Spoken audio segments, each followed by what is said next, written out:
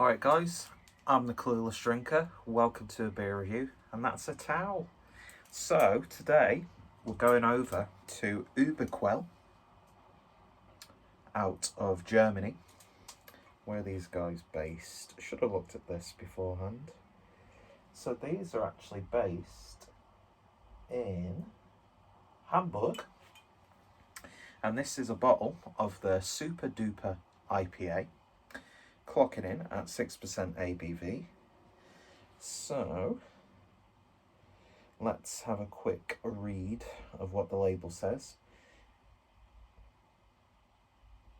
A guide to be fruity. Open the balcony door.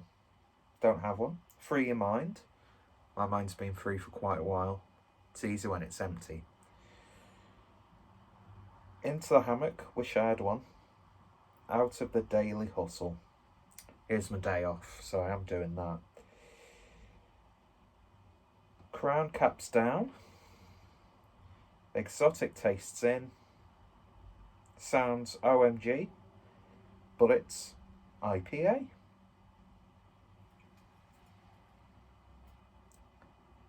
And don't worry, I won't be reading any ebooks or narrating an ebook anytime soon. But yeah, lovely striking artwork on this. Got this from the Oktoberfest 2020 box from Beer 52. I don't think I've had a beer from ÜberQuell. I did see these guys pop up in some supermarkets in the last sort of few months that I was living in Germany a while back. But from what I can gather, a lot of the supermarkets now in Germany are starting to stock a bit more craft beer. I'd imagine from sort of more regional breweries. But it's just really good to see that this stuff is becoming much more accessible to the consumer. So yeah, lovely artwork as I said. There is the ÜberQuell crown. And yeah, from what I can gather, these guys have been producing some really good stuff over the past few years. So I'm very happy to give their stuff a try. Cracked out my Beer Varna glass for this one. Lovely little shop in Munich, by the way. Was only ever lucky to go there once. But a really nice intimate space with just walls of beer. It was awesome. So beer in the glass then, and look at that. A lovely, almost toffee amber colour. Nice and hazy, with 2 fingers worth of a slightly off-white head.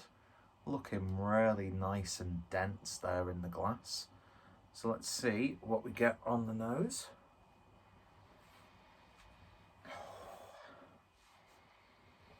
Herbal. There's a bit of grapefruit creeping through. It's got a nice sort of resiny stickiness to it. Dip your nose in for good luck. Get a slight fruity toffee aroma. Yeah, it's definitely got like a slight West Coast vibe about it. Smells really nice actually. There's not much aroma now. It's not like screaming out of the glass or anything, but what you do get is just a very satisfying aroma and just makes you want to give it a drink. So why don't we? Prost.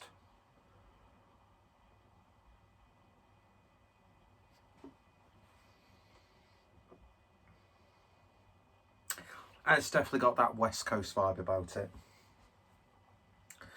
Lovely bitterness throughout. Starts off a little bit stronger, then fizzles out towards the end. It's got a slight mustiness to it. A little bit of caramel-like sweetness coming through. It's got a dank, sticky resininess to it. Very subtle, oniony, garlicky sort of flavour. And then that's just lifted with some nice blood orange, grapefruit-like citrus notes.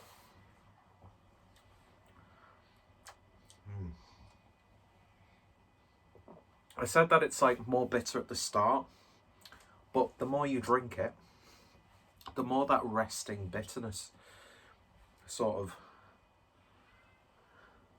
becomes a bit more profound, or pronounced. I don't want to say profound, although that's a really good word to use when it comes to beer, I suppose.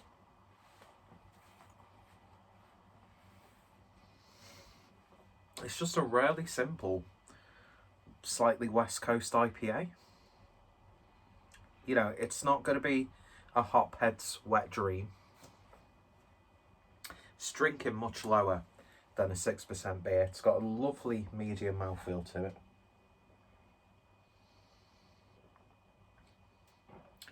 It's just a beer you could get carried away with if you bought a multi-pack of it. Just a nice sort of simple, even though it's 6%, sessioner.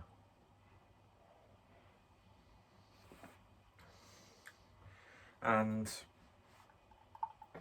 I know it's not a style, but